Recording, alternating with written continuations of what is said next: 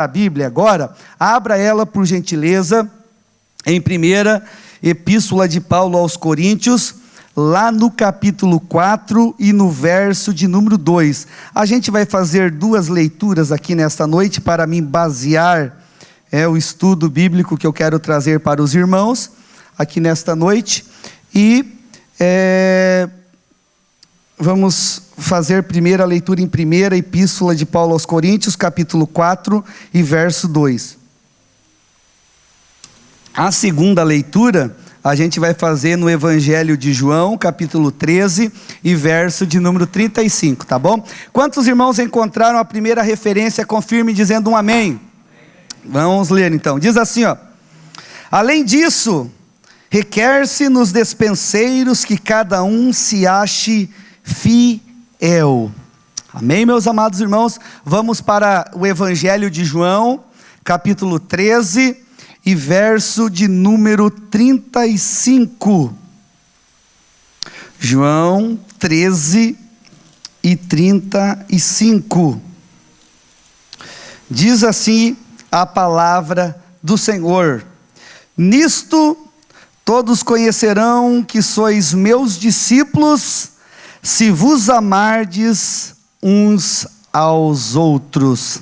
Amém? Glória a Deus. Meus amados irmãos, pode segurar a sua Bíblia aí, a gente vai fazer uso aí várias vezes, e eu prefiro que você esteja com ela aberta, para nós acompanharmos as referências que a gente vai estar meditando aqui nesta noite com os irmãos. Meus amados irmãos, às vezes a gente olha para uma pessoa que prega bem, uma pessoa que canta bem. Às vezes a gente olha para uma pessoa que é simpática, bate nas costas de todo mundo e tal, e a gente olha e diz: olha, aquela pessoa seria um grande pastor, seria um grande líder. Às vezes a gente olha para essas características. Quem já não pensou assim algum dia? Eu confesso para os irmãos que até eu alguma vez já pensei: nossa, mas aquele irmão é tão querido, aquela pessoa é tão, ela poderia ser um grande líder na igreja. Mas eu cheguei à conclusão, irmãos, que é um equívoco a gente pensar dessa maneira. Muitas das vezes a gente olha para uma pessoa que fala bem, que se expressa bem, que é muito carinhoso, e pensa que pode ser um grande líder, ou seria alguém até melhor do que o meu líder, do que o meu pastor e tal, por a gente observar essas características. Mas quando a gente vai estudar a palavra de Deus, irmãos, a gente vai perceber que aquilo que eu mencionei aqui não é um requisito bíblico para ser um grande líder ou para ser um grande pastor.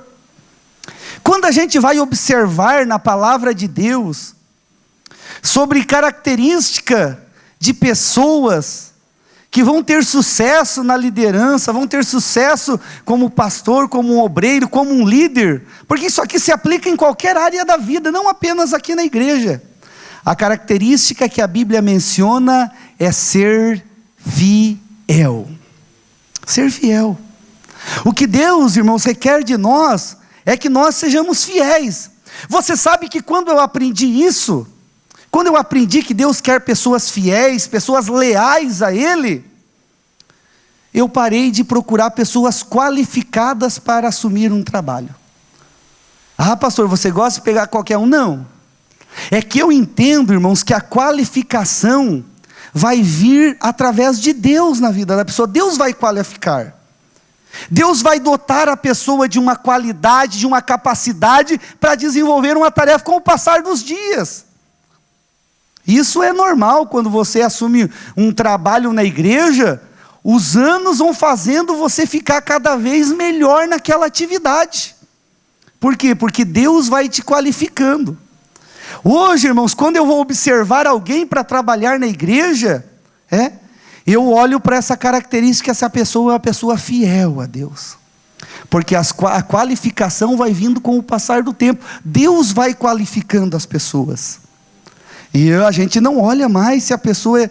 Por quê? Porque eu entendi, irmãos, que Deus requer de cada um de nós que nós venhamos ser fiel a Ele.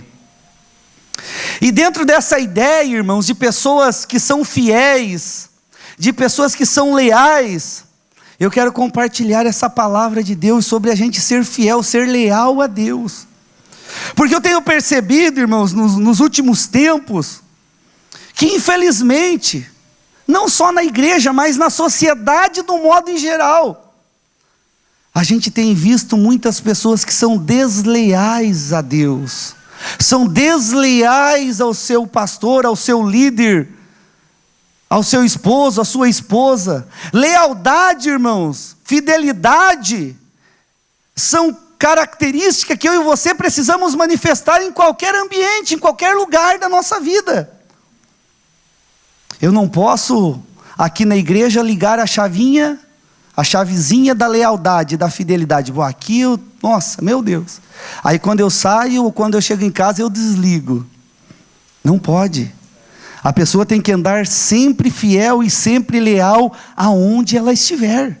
Eu não posso ligar a chavezinha da lealdade, da fidelidade, quando eu estou com o presbítero irmão Rui aqui elogiando tal, irmão Valdeli aqui elogiando, e quando eu saio, eu desligo e eu começo a falar mal. Não. Deus requer de cada um que nós sejamos fiéis. Ser fiel e ser leal é a mesma coisa, é a mesma característica.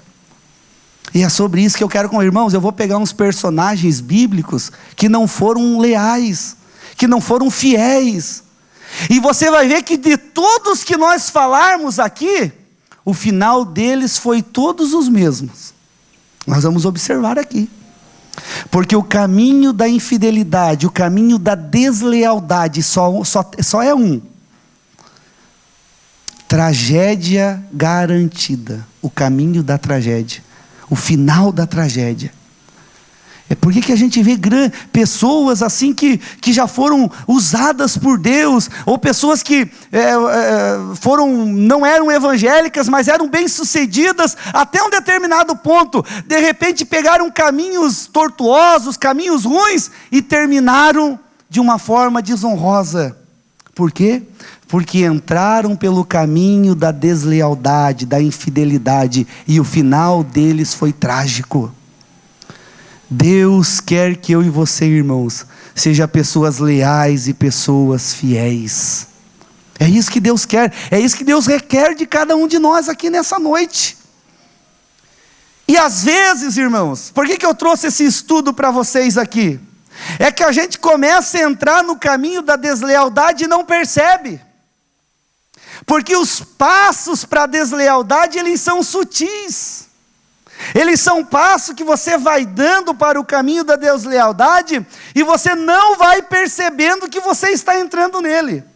Deixa eu te dizer uma coisa, confessar aqui um pecado. A Bíblia diz que aquele confessa e deixa alcança misericórdia, né? Deixa eu confessar o meu aqui. Quando eu comecei a estudar sobre fidelidade, sobre ser leal, eu percebi que eu tinha algumas características que me levavam para o caminho da deslealdade. Aí eu disse, não, eu descobri que aquilo que eu estava praticando não agradava a Deus, e eu tinha que parar, eu não podia continuar naquele caminho, porque senão eu não teria um final com sucesso, eu não teria um final honrado, eu poderia até perder a minha salvação. E eu quero compartilhar para você aqui, para você não perder a tua salvação, para você ter um fim honrado, porque muito melhor do que o começo, muito melhor do que o meio, é você chegar lá no final honrado, você chegar lá no final com o teu nome escrito no livro da vida. É como Paulo disse, eu combati o bom combate, mas olha, não é a parte mais importante, ele continua dizendo, mas eu acabei a carreira e eu guardei a fé. Mais importante do que começar, mais importante do que levantar a mão numa decisão para Cristo, é você terminar a tua história com o teu nome escrito no livro da vida. Vamos lá, eu coloquei aqui, irmãos, eu vou falando por pontos aqui, que o primeiro passo, o primeiro estágio para o caminho da deslealdade, é a gente possuir um espírito independente. É você possuir um espírito independente. O que é ter um espírito independente? Que estágio é esse? Que passo é esse? É o que nós vamos olhar aqui na palavra do Senhor, que um chefe do exército de Israel fez. Quem já ouviu falar aí do general Joabe, chefe de Davi, Joabe? Alguém já viu na Bíblia sobre Joabe? Vários irmãos aqui já viram. Você sabia que Joabe era um cara desleal ao seu superior, ao rei Davi? E é sobre ele que a gente vai falar, sobre esse espírito. Joabe tinha um espírito independente. Sabe o que é ter um espírito independente? Vou dar um exemplo aqui prático, para depois a gente observar se o que eu estou falando é verdade aqui na palavra. Espírito independente é mais ou menos assim. Eu chego para os irmãos e digo: irmãos, sexta-feira nós vamos todo mundo jejuar. Você vai ver que esse primeiro estágio ele é bem sutil, irmão. Ele chega com sutileza que a gente nem percebe. Talvez você já fez isso como eu. Mas eu já confessei o meu pecado aqui e já deixei. Agora é com você. Se até o final você quiser confessar, a Bíblia diz: examine-se, pois. Cada um se examina. O primeiro estágio é sutil, irmãos. A gente nem percebe às vezes. Por exemplo, eu chego aqui e digo: irmãos, eu como líder dessa igreja, sexta-feira nós faremos um grande jejum. Aquela pessoa que tem um espírito independente, ela vai pensar dentro de si: olha, eu não vou jejuar na sexta porque eu já havia decidido de jejuar na quinta. Ou eu não vou jejuar na sexta porque eu já decidi jejuar no sábado. Ele nem está percebendo, irmão, mas o espírito de independência, espírito independente está entrando dentro dele. Ou seja, normas, regras, já não a controlam mais essa pessoa. Orientações do líder já não. Parece simples, mas se não cuidar desse estágio, desse primeiro passo, ele vai para o segundo, que a gente vai falar depois, que é da ofensa. Tudo vai ofender ele. Então a gente vai construir aqui nessa noite. Se eu não terminar hoje, eu continuo terça-feira aqui para os irmãos que vierem no culto, né? Mas vamos ver o espírito independente. Abra aí a sua Bíblia comigo, em 2 Samuel, capítulo 30 e verso 27. Segundo livro de Samuel, capítulo 3 e verso 20. Irmãos, se você quiser anotar, e vá anotando, que são referências bem bacanas, tá? Nós não vamos poder ler tudo aqui. Por quê? Porque senão eu vou até meia-noite aqui e não vou conseguir finalizar, né? Aí os que estão mais perto da janela aí pode cair, eu vou ter que ir lá orar para a pessoa ressuscitar, né? Como aconteceu com o Paulo lá. Vamos lá, olha só, segundo Samuel 3 e 20, você vai encontrar a primeira manifestação na vida de Joabe, o capitão de Davi, manifestando a deslealdade na vida dele. Olha só, um resumo aqui para você entender. Davi, o rei Davi, ele decide fazer uma aliança com Abner. E o Abner vem com parte do seu exército. Está de 3 a 20 a 27. Eu não vou poder ler aqui para nós ganhar tempo, mas eu vou te explicar a história, você lê em casa, que é uma história bonita. São 7 versículos. Aí o Davi oferece um banquete para Abner, que era um rei de uma outra nação.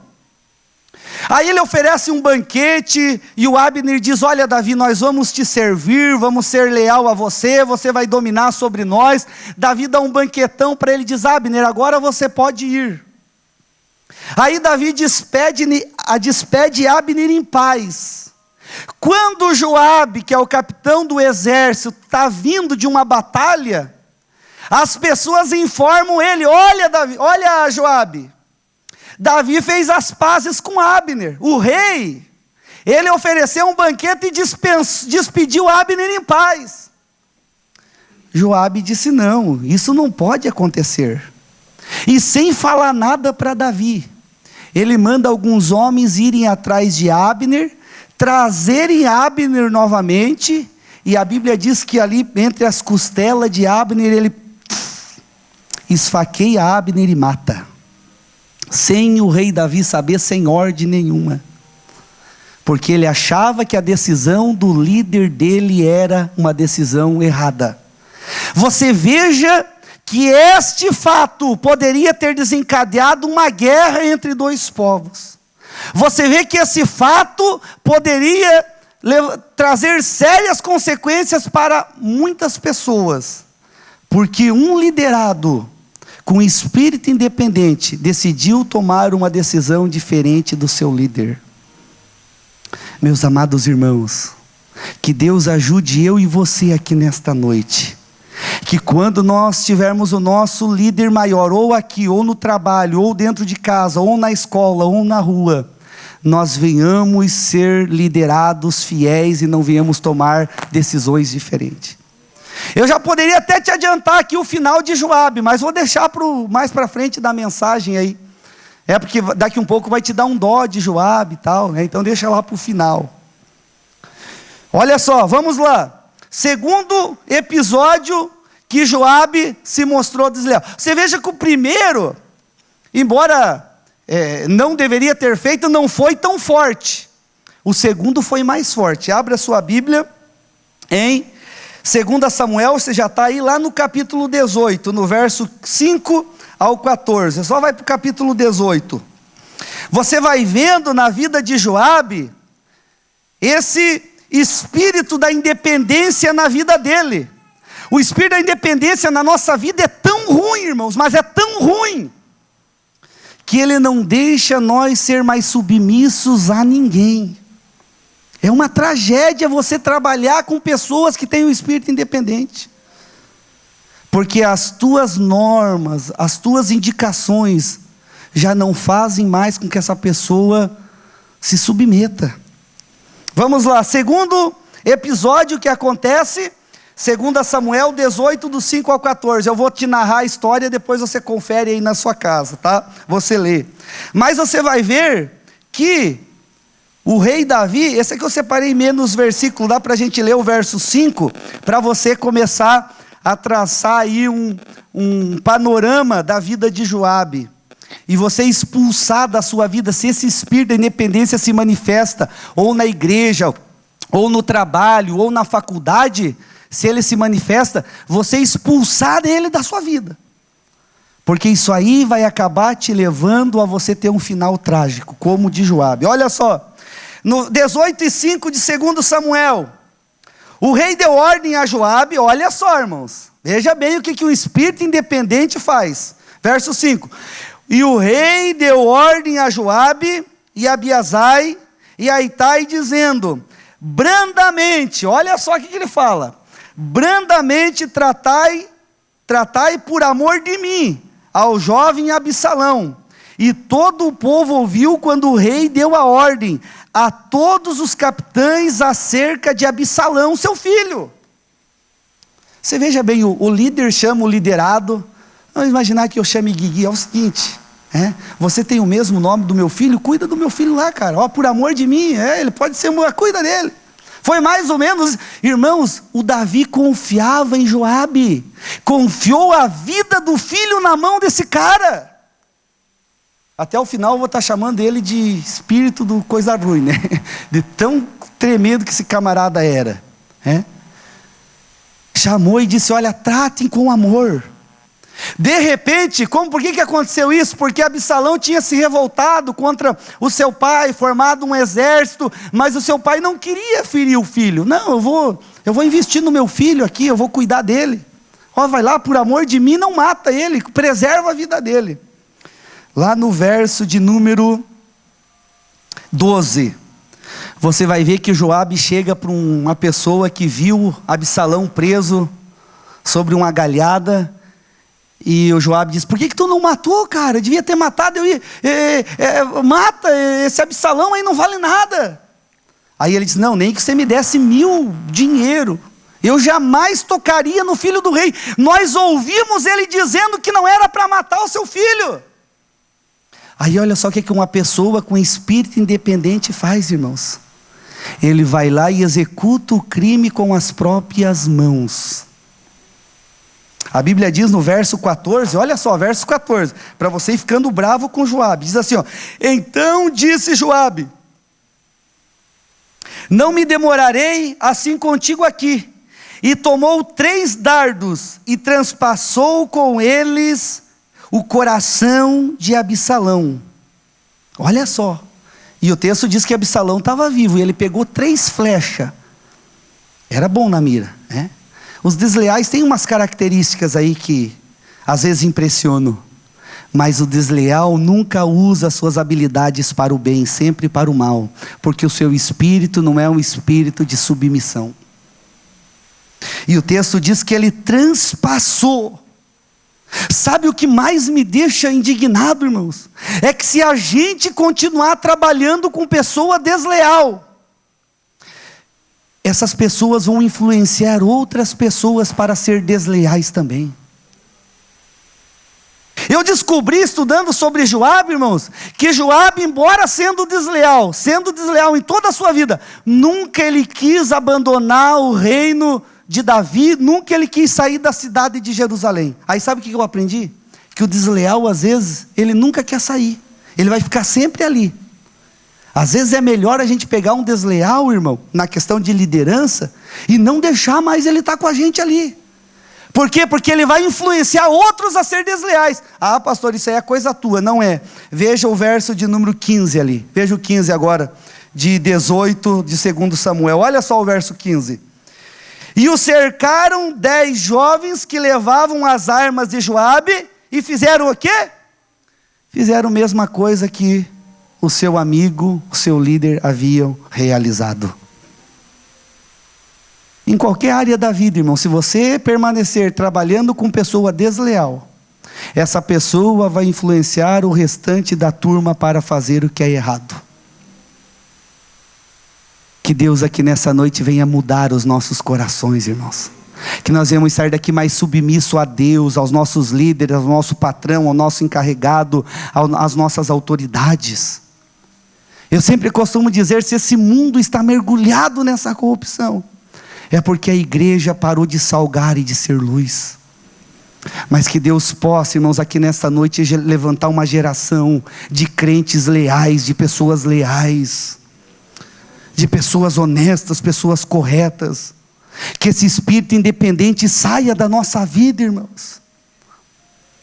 Olha só, Joabe influenciou 10 moços a serem desleais, assim como ele. Vamos lá, terceiro. Esse terceiro aqui é interessante, esse terceiro ponto. Está lá em primeiro, vamos ver aqui o terceiro. Está em 2 Samuel, no capítulo 12. 12, 26 a 28. Olha só a terceira manifestação de deslealdade na vida desse cara chamado Joabe. Verso 26 ao verso 28. Esse aqui é para quase rir, irmãos. A Bíblia é um livro bem humorado, né? Às vezes ela faz a gente... Eu estudando esse texto aqui, eu disse, meu Deus, como que pode a gente se... Há mais de, vamos jogar aí, 4.000 anos atrás, aconteceu, 4, 5.000, 6.000 talvez, alguns falam. Aconteceu isso aqui, ó. Esse texto que a gente vai ler, né? Nessa pegada aí, né? 4.000 anos atrás, mais ou menos. E ainda isso aqui a gente vê se manifestando nos nossos dias. Veja só, capítulo 12 de 2 Samuel, a partir do verso 26. Eu vou narrar aqui para você essa história, né? Diz que Joabe foi guerrear pela nação, Davi ficou pelo palácio, né? E aí o Joabe foi lá e começou a guerrear, e estava vencendo a batalha. E aquele que tem um espírito independente, irmãos, ele quer pegar o crédito todo para si. Ele não faz para Deus, ele não faz para o seu superior, ele quer pegar o crédito para ele. Não, eu tenho um superior, não, mas eu vou fazer meu nome aqui agora. Joabe era desse tipo de gente. Eu estou aqui pelejando em nome do rei, mas eu vou levar os créditos para mim. Quem devia estar lá governando era eu, de certo Joabe pensava assim, né, irmãos? Olha só, e diz no verso de número 27, irmãos, diz assim, ó: então mandou Joabe, olha só, mensageiros a Davi e disse: pelejei contra Rabá, e também tomei a cidade das águas. Olha só o verso 28. Ajunta, pois, agora o resto do povo, e cerca a cidade, e toma, para que tomando eu a cidade, não se aclame sobre ela o meu nome. Sabe qual é a mensagem que Joabe mandou para Davi? Mais ou menos a mensagem assim, viu, Davi? Venha depressa, cara. Porque se eu terminar aqui, eles vão querer aclamar eu sobre rei aqui, e você vai ficar de fora. Ele sendo um representante do rei, irmãos. Ele sendo uma pessoa que estava ali batalhando, o seu superior havia confiado nele. Ele está dizendo, ó, venha depressa, Davi. Se você não vir, os créditos vão cair tudo para mim. Num primeiro momento, se você não olhar todo o contexto da vida de Joabe, você vai achar que ele estava querendo favorecer Davi. Mas você vai ver que com sutileza, o que ele queria era que o nome dele fosse aclamado sobre a cidade, porque ele estava batalhando. Irmãos, eu e você estamos aqui nessa terra batalhando por uma causa. Mas é o que nós cantamos muitas das vezes nosso louvor, nos louvores. Que nós viemos diminuir e que Ele venha crescer na nossa vida.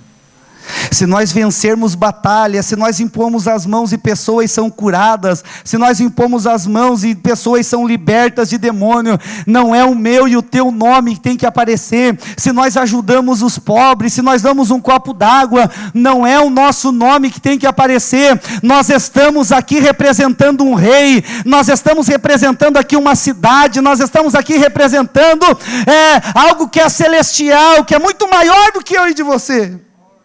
Não é eu e você que precisa aparecer. Não é os créditos não devem ser dados para nós. Eu tenho pregado sobre o tribunal de Cristo aqui. E infelizmente muitas pessoas fazem para ser aplaudido, para ter um nome mencionado, para ter um reconhecimento. Quando tudo isso perde o valor. Por quê? Porque quando somos aplaudidos, somos reconhecidos, recebemos aqui nessa terra aquilo que fizemos. Mas quando nós fazemos para o nome dele ser glorificado, quando nós fazemos para o céu ser glorificado, na eternidade nós vamos receber uma recompensa do Senhor no tribunal de Cristo. Você veja que o espírito independente de Joabe não deixava ele trabalhar em paz, porque estava sempre se manifestando na vida dele. E o quarto ponto aqui, que eu coloquei aqui sobre o espírito independente de Joabe, está lá no livro de 1 Reis, do capítulo 1 ao verso 7.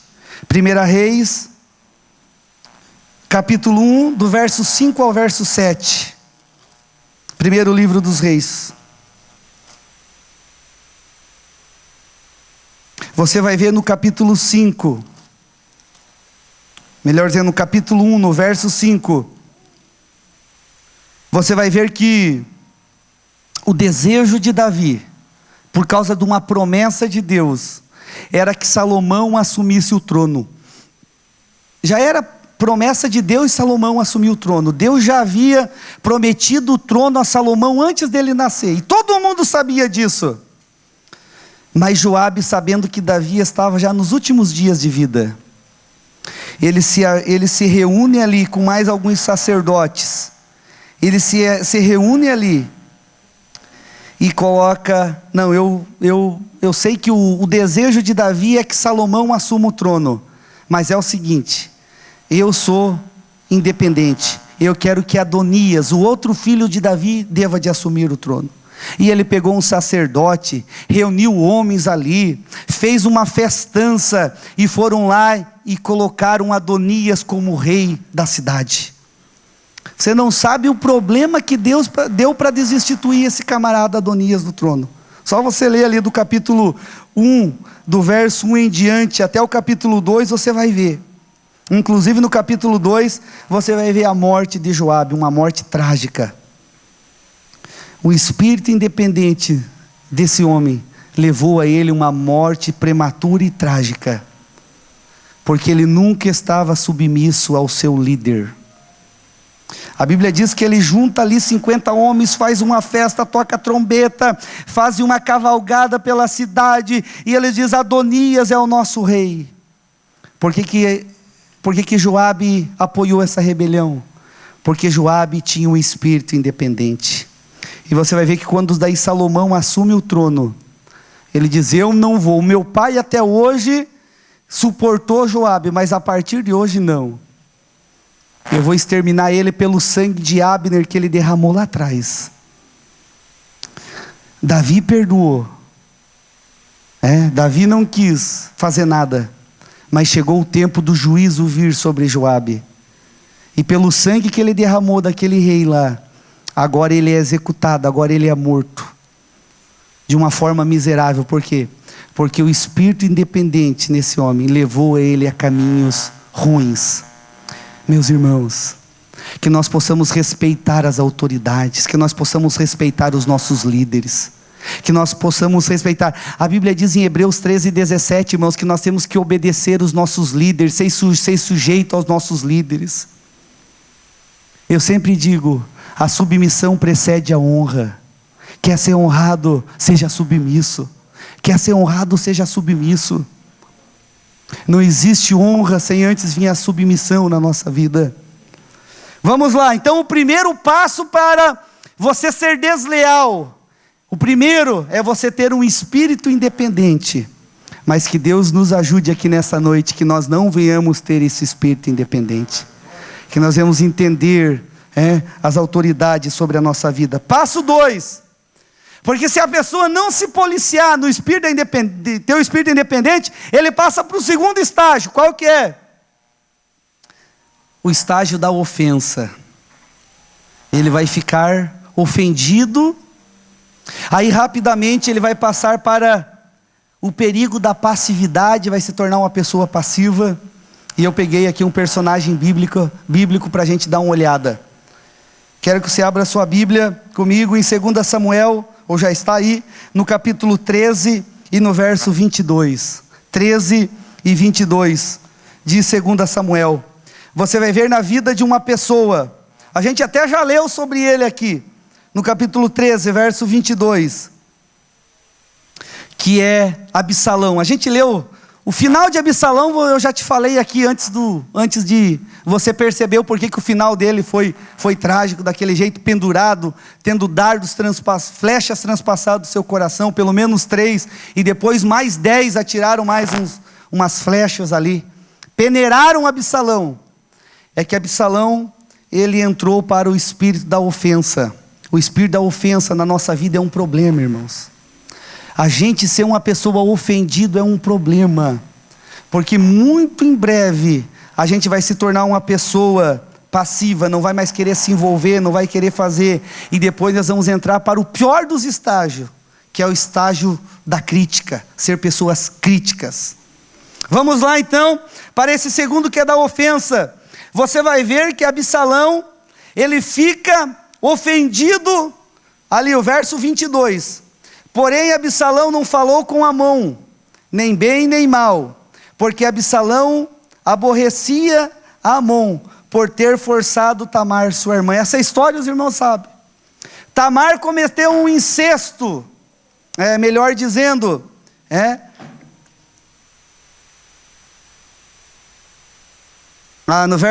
do verso 22 aqui, isso, Amon cometeu um incesto com a sua irmã Tamar, meia-irmã, ele forçou a sua irmã de ver a nudez dela, e Absalão viu aquilo e esperava que seu pai tomasse uma atitude, conforme diz Levítico, lá no capítulo de número, deixa eu achar a referência aqui, Levítico, capítulo 20, verso 17, quem havia se cometido um pecado conforme Amon cometeu, ele deveria ser executado. E Absalão vê o seu meio-irmão Amon fazer um erro tremendo, e ele percebe que não é feito justiça. E Amon ficou ofendido por aquilo ali. A ofensa é um problema, irmãos. Pessoas ofendidas não é bom. Só que Absalão, ao invés de procurar o caminho certo, a Bíblia diz, olha, eu acho interessante nesses detalhes dos textos que você não pode perder, irmãos, olha só, diz que ele ficou, olha o verso 23, olha as pepitas de ouro que a gente não pode perder do texto, olha só o verso 23, ele ficou 2 anos inteiros sem falar com o seu meio-irmão Amon, 2 anos inteiros, sem resolver aquela situação. Ele viu algo errado, ao invés de ele resolver o problema, ele ficou calado. Ele não botou aquilo para fora, ele ficou guardando aquilo no coração. Sabe o que aconteceu depois de 2 anos? Vou narrar a história e depois você lê na sua casa. Depois de 2 anos, ele faz uma festança. E ele convida todos os seus irmãos e servos e generais e faz uma festança. E aí ele dá uma ordem. Ele dá uma ordem para os que estavam na festa ali, dizendo: olha, quando, lá no verso 27, 28, e Absalão deu ordem aos seus moços, dizendo: quando vocês verem Amon meio alegrão do vinho, é por isso que eu não compactuo com o cara beber, não pode beber. O Amon tomou umas aí, quando ele tiver meio já, mais para lá do que para cá, vocês vão lá e execute ele, matem. Vão lá e mate Amon. Os caras: não, ele é filho do rei. Não, mas eu estou mandando, eu também sou filho, vai lá e mate. Meus amados irmãos, uma ofensa não resolvida pode levar a caminhos muito difíceis, a vingança. Se Absalão tivesse liberado o perdão, se Absalão tivesse procurado outros meios, ele não seria um cara homicida, mas por se calar, por ficar guardando aquela mágoa, aquela raiz de amargura, ele se tornou um homicida, e o fim dele foi trágico, porque Deus não compactua com a injustiça. Se você tem alguma ofensa dentro de você, se você tem alguma mágoa nesta noite, é uma noite oportuna para você arrancar do teu coração. Se alguém te feriu, se você feriu alguém, que você saiba, nesta noite libere o perdão, arranque essa ofensa, essa mágoa do seu coração. Isso aí não vai te levar a nada, isso aí vai te levar a tragédias. Você está entendendo por que eu li Coríntios para a gente ser fiel, e li João 13:35, que nós devemos amar uns aos outros? É porque essa mensagem toda é em personagens que nunca melhoraram a sua vida, tiveram sempre um espírito independente, outros que guardavam mágoa, guardavam rancor e tiveram finais trágicos. Você está entendendo por que muitas pessoas perderam de ter um final feliz, uma vida honrada, de serem alegres na velhice ou até mesmo na juventude, porque guardavam mágoa, guardavam rancor, guardavam contenda dentro de si? E a Bíblia diz que a raiz de amargura apodrece os ossos, a Bíblia diz que o ódio apodrece os ossos. Nessa noite, meu irmão, se tem alguma coisa guardado dentro desse coração, arranque aí de dentro, porque isso aí não vai te levar a nada. Arranque de dentro aí. Absalão não quis arrancar. Absalão preferiu ficar quieto. Sabe, irmão, é um perigo aquele crente que chega, aquela pessoa, ou lá na tua empresa, no âmbito secular, aquela pessoa que é ofendida e ela não fala. Fica aqui, cuidado. Se você ofendeu alguém que não falou, que ficou, cuidado. É um potencial a se vingar de você. Se você também foi ferido, magoado, não falou nada, cuidado. Você é um potencial a cometer uma vingança. E vingança não leva a nada. Vingança só leva ao inferno. O que leva para o céu é o amor do Senhor derramado nos nossos corações. Absalão ficou. Só que o que eu acho interessante não é isso que eu falei tudo para você aqui do segundo passo. É lá no verso de número 32. Você vai perceber, irmãos, que não levou 1 ano e 11 meses, não levou 1 ano e 11 meses e 20 e tantos dias para Absalão pensar a vingança contra o seu meio-irmão Amon. Você vai perceber que no momento em que ele desenvolveu o ódio no coração, ali naquele momento, a vingança já estava presente dentro dele. Está lá no verso 32, pode ver.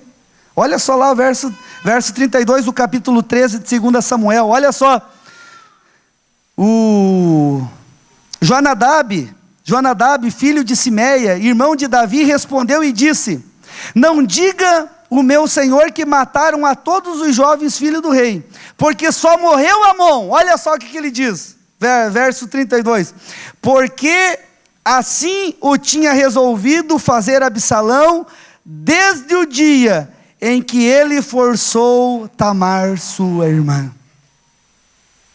Você está vendo por que você, no mesmo momento que acontece uma coisa negativa na sua vida, no mesmo momento, que alguém te magoou, que você magoou alguém no mesmo momento, você precisa arrancar aquilo do seu coração. Você está entendendo por quê?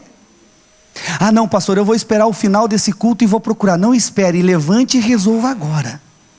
Não, pastor, amanhã eu vou encontrar. Não, antes de chegar em casa, procure e arranque essa mágoa, essa raiz de amargura, essa ofensa do seu coração. Isso aí está te levando à deslealdade, à infidelidade a Deus, e você não está percebendo. Porque Absalão não desenvolveu o ódio durante os 2 anos. No momento que aconteceu o problema, ele já pensou: vou me vingar, vou matar. Não deixe o ódio e a ira tomar conta do seu coração. Tire nessa noite tudo aquilo que te deixa triste, tudo aquilo que te deixa angustiado. Pastor, mas eu fui tão ofendido, eu fui tão magoado. Procure e peça perdão, irmão. Mas não chegue lá e diga: eu sei que eu estou certo e quero pedir perdão. Não faça assim. Isso aí é hipocrisia da mais baixa. Chegue e diga assim: eu quero te pedir perdão. Eu estou errado. Não, pastor, mas é um paradoxo, porque eu estou certo. O inferno está cheio de pessoas certas, está cheio de pessoas com razão. Perca a razão, mas não perca o céu. Perca a razão, mas não perca a bênção do Senhor sobre a sua vida. Pode perder tudo, irmão, não tem problema. Podem te chamar de frouxo, de covarde, podem te chamar de tudo. Vai lá e se humilha, pede perdão. Porque você vai ganhar o céu como herança, e não tem nada melhor e maior do que o céu. Você veja que Absalão, no momento daquilo ali, ele devia ter procurado o irmão ter resolvido, procurado o pai dele ter resolvido, mas ele preferiu se calar. Irmão, não se cale diante das dores que a vida te apresenta, não se cale. Então você vai ver que Absalão, ele comete porque ele ficou ofendido.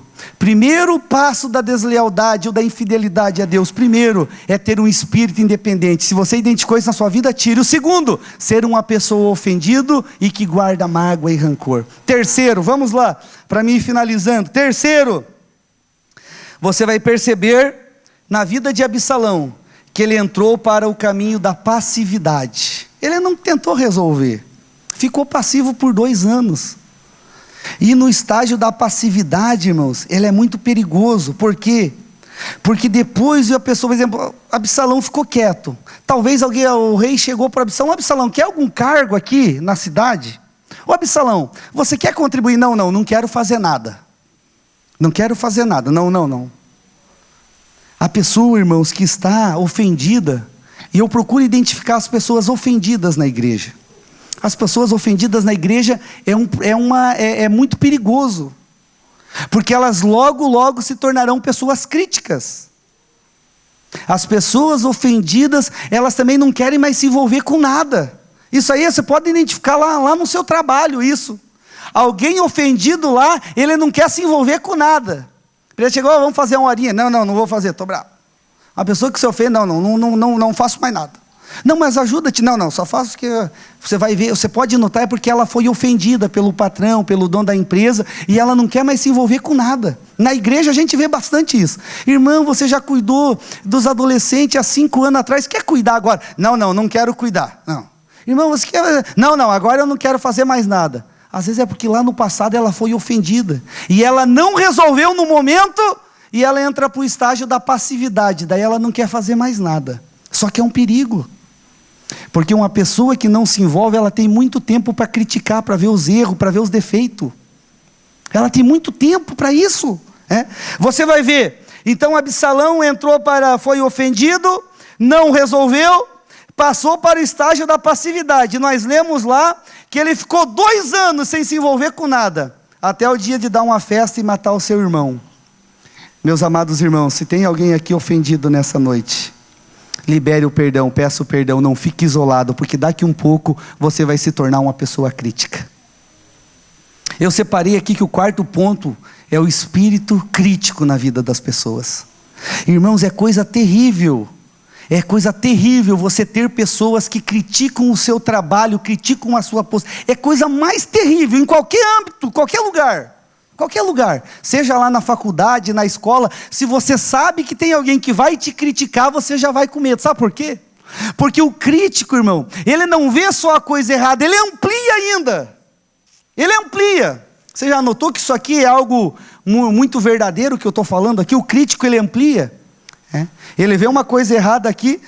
Um dia eu uso até uma história para ilustrar, não vai dar para contar ela inteira, mas vou contar só a parte do crítico. Uma senhorinha estava na janela de noite, aí de repente ela viu um senhor, um jovem senhor vindo bêbado, e meio trambalhando pela calçada. E ela ficou olhando, meu Deus, lá vai o seu fulano de tal, bêbado novamente, e não tinha mais bebido, já bebeu, e ele ia, e de repente ele se batia numa placa, e se batia num poste, e até chegava em casa. No outro dia, aquela senhora levantou e foi contar para a vizinha, a senhora não sabe o que eu vi ontem, o quê? O seu João bêbado novamente. Estava bêbado, passou aqui, já passou chutando as placas, já passou chutando as lixeiras, coitado dos postes, né? Urinou em todos os postes aí. A pessoa, irmãos, que ela vê a crítica e ela quer passar, ela nunca passa como ela sempre aumenta um pouco a mais. Não é assim? É verdade, não é?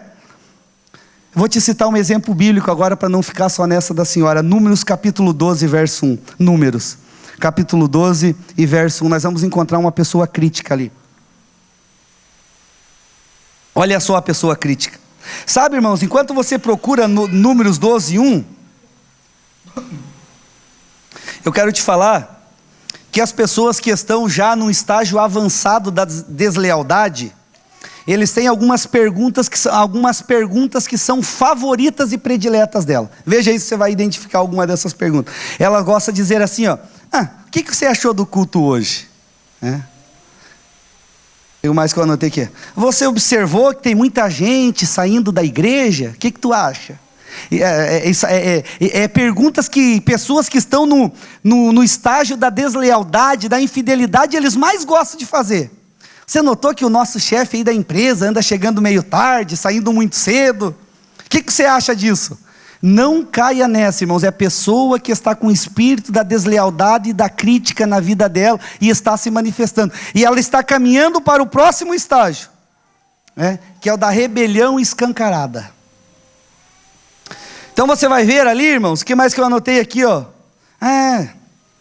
muitas pessoas estão dizendo, quando você chegar alguém dizer assim, irmãos, eu me lembro, quando eu fui segundo pastor lá no Pinheiro, não era para falar que está filmando, mas não tem problema, vamos lá, fui segundo pastor lá no Pinheiro, aí de repente, eu era segundo, aí chegou um para mim e falou assim, você não tem notado que o nosso pastor aí tem faltado muito nos cultos? Não, está sempre aí com a gente, não, mas o povo já está falando. E eu já tinha lido esse livro, Lealdade e Deslealdade. Digo, meu Deus, esse homem aí é um obreiro desleal, Jesus. Ele faz essas perguntas aí, igual a gente diz, receitinha de bolo, né? Perguntinha pronta. O desleal adora essas perguntas. Estão dizendo, o povo aí está dizendo, estão falando. Não é eu, o que tu acha? Como que foi a pregação do pastor hoje? Achei que foi mais ou menos, né? É mais ou menos, irmão, quando alguém chegar com essas perguntinhas, receitinha de bolo, caia fora. É uma pessoa desleal e está querendo envolver você em alguma maracutaia, alguma manobra. Caia fora. Vamos lá. Números 12, 1. Encontraram aí, amém, irmãos? Eu vou narrar essa história para você aí, mas você vai acompanhando e depois você lê toda ela na sua casa. Você vai ver, irmãs, que Miriam, irmã de Moisés, essa Miriam saiu do Egito com Moisés. Saiu. Ela e o irmão Arão até ajudou Moisés a tirar o povo. Meu Deus do céu. Já pensou? Irmãos de sangue, irmãos. Eles eram de Moisés. Mas de repente começou a sobrar muito tempo para Miriam e Arão. Aí eles começaram a olhar o que de Moisés? Os defeitos, as falhas. De repente Moisés foi lá e casou, e eles disseram, Moisés aí, casando aí com pessoa que nem é hebreia, tal, que coisa aí, que coisa feia.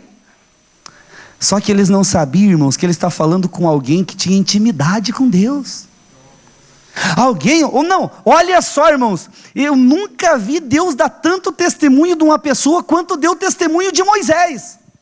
Eu fico feliz quando alguém elogia a gente, você também fica, eu sei. Imagine Deus elogiar você, irmãos. Já pensou? Moisés, o próprio Deus elogiava o cara. Coisa linda. Aí de repente Miriam e Arão acharam que podia dar uma murmuradinha do mano lá, do Moisés. Aí Deus dá uma lição neles, irmãos. Olha só o que Deus diz para eles, vem só, verso 2, ó. E disseram, porventura falou o Senhor somente por Moisés. Sabe o que eles disseram?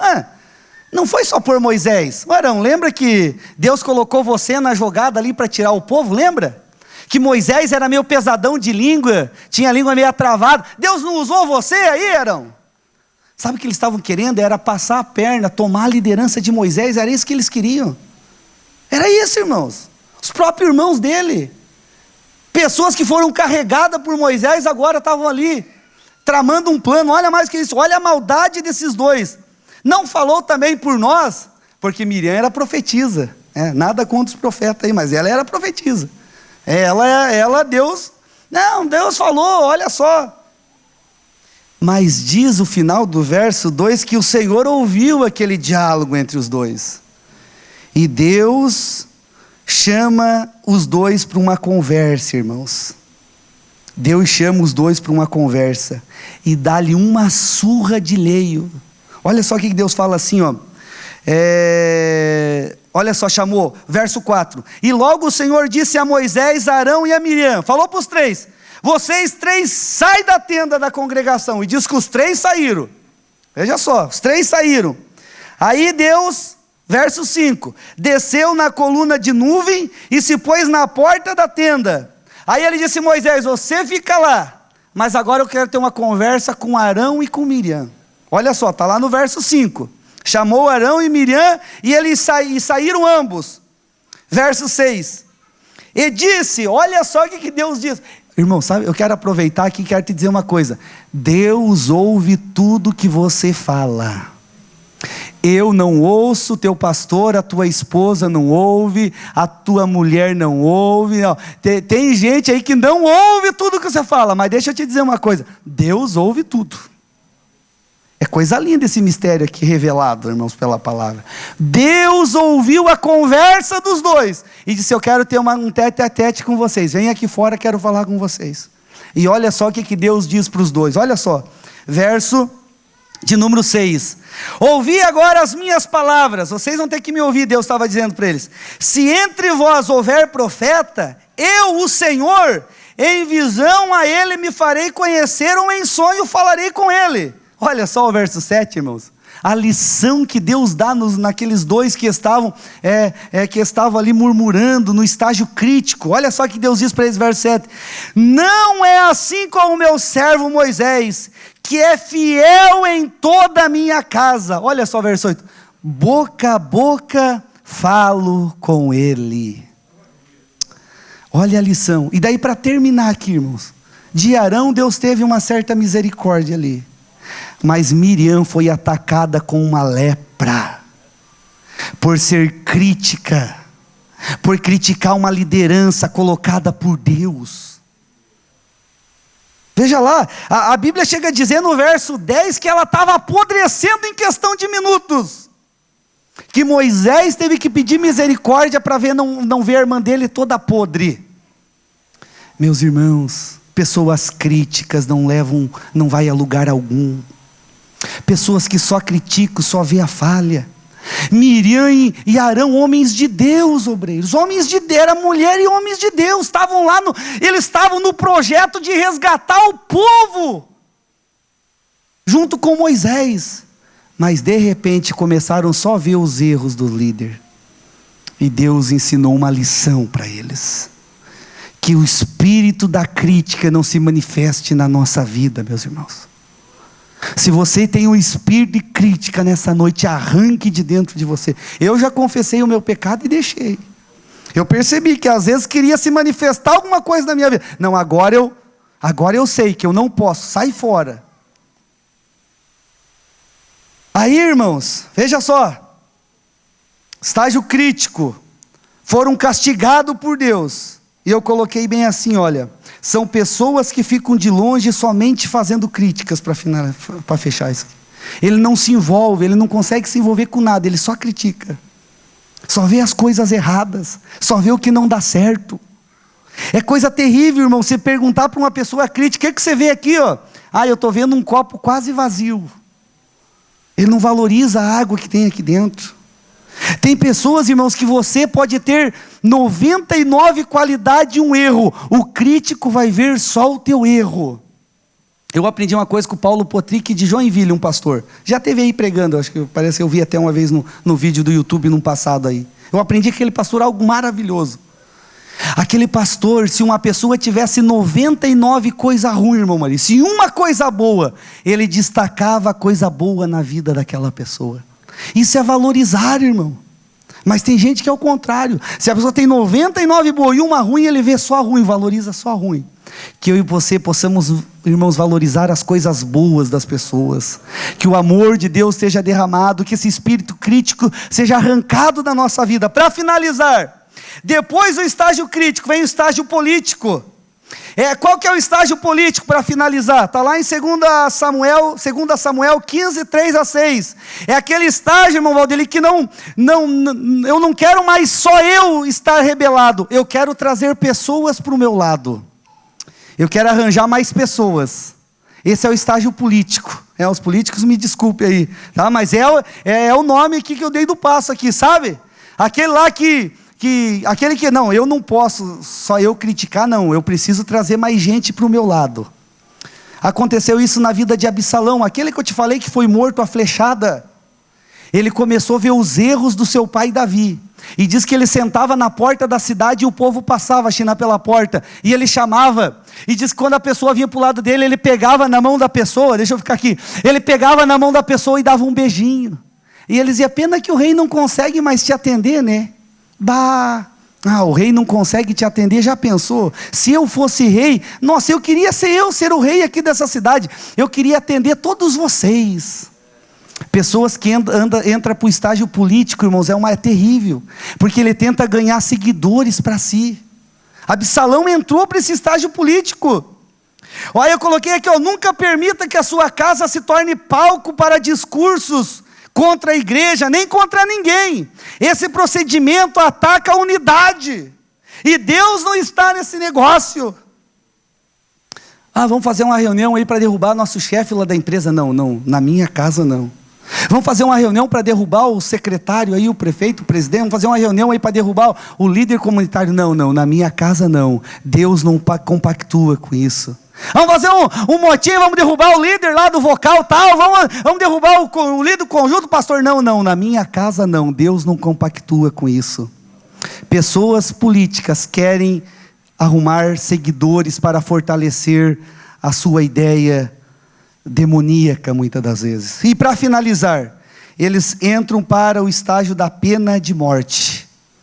Todos, irmãos, esses personagens que eu falei ali, todos eles tiveram um fim trágico. E ainda eu poderia citar Lúcifer, que tentou lutar contra Deus. Eu poderia citar Judas, que preferiu lutar contra Jesus, entregar Jesus. Eu poderia citar muitos outros aqui, como citei Absalão, Joabe, que entraram para o período, os estágios da deslealdade, e o final dele foi triste. Pastor, resuma com uma coisa boa. Vou dizer uma coisa bem boa aqui. Deus não quer isso para nenhum filho dele. Deus não projetou eu e você para ter um final trágico como desses personagens. Deus não. Deus, irmãos, Ele quer derramar, como disse o Rafa, do amor sobre os nossos corações. Ele quer que nós vivamos em amor. O verso de número 34 do texto de João, ele diz assim: eu estou dando um novo mandamento para vocês, esqueçam os 10, eu vou dar um novo qualquer, que vocês amem uns aos outros, porque se eu amo meu irmão, eu não tenho inveja dele. Se eu amo meu irmão, eu não quero o carro dele, eu não quero a esposa dele, eu não quero a casa dele, eu não quero os bens, eu não quero o ministério. Se eu amo meu irmão, eu cumpro toda a lei, porque eu não quero matar, eu não quero caluniar, eu não quero fazer nada. Por isso que Deus disse: eu vou dar um novo mandamento, deixa os 10 lá, deixa os 10, amem ao Senhor, e amem o próximo, vocês cumprem tudo.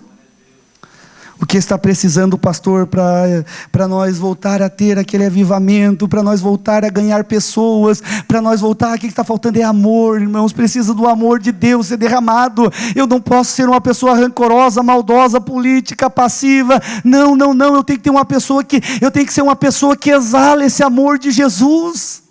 Tem pessoa que quer cumprir a doutrina tal, o costume tal, mas eu nunca vi ele preocupado em cumprir o mandamento de Jesus, que é o amor. O abacai, a súria. Vamos estar em pé para nós orar aqui nessa noite, e eu quero ministrar a ceia, mas nessa oração, irmão, nessa oração, eu já quero orar por você que vai participar. E eu preguei isso aqui, irmãos, não para ferir ninguém, pelo contrário. Que se tem alguma coisa disso aqui se manifestando na sua vida, o meu desejo é que você se arrependa, peça perdão e torne ser uma pessoa maravilhosa. Coloque a sua mão sobre o seu coração aqui nessa noite. Coloque a sua mão sobre o seu coração. Eu quero orar sobre você nessa noite. Eu quero invocar o perdão de Deus sobre as nossas vidas. Pai, nós estamos aqui nesta noite, Senhor. Ó, Senhor, fomos confrontados pela Tua palavra, Senhor. Pai, no nome de Jesus Cristo, eu quero orar, Senhor, pela Tua igreja, como líder desta igreja, Senhor. Pai, eu falei sobre passos da deslealdade, da infidelidade, Senhor. Eu falei sobre passos que levam ao homem a ter um fim trágico, Senhor, como os personagens que nós mencionamos aqui nesta noite, Senhor. Pai, agora eu quero orar pela Tua igreja. Talvez pessoas se identificaram nesse processo da deslealdade, Senhor. Eu quero pedir que as Tuas bênçãos sejam derramadas, que o Teu perdão seja derramado sobre esta igreja. Pai, nós somos miseráveis pecadores e precisamos da Tua ajuda, da Tua graça, e nós estamos aqui porque nós dependemos de Ti, Senhor. Pai, agora nós vamos participar do Teu corpo, do Teu sangue. Libera o Teu perdão sobre a Tua igreja, que ninguém venha participar do Teu corpo, do Teu sangue com a consciência pesada, ó Deus, sendo acusado pelo diabo, pelos pecados, mas que o Teu perdão possa ser derramado aqui nesta noite. Libera perdão aqui nesta noite sobre as nossas vidas, Pai, e que possamos cear contigo com liberdade. É o que eu te peço, e no nome de Jesus te agradeço. Amém, Senhor, e amém. Aleluia.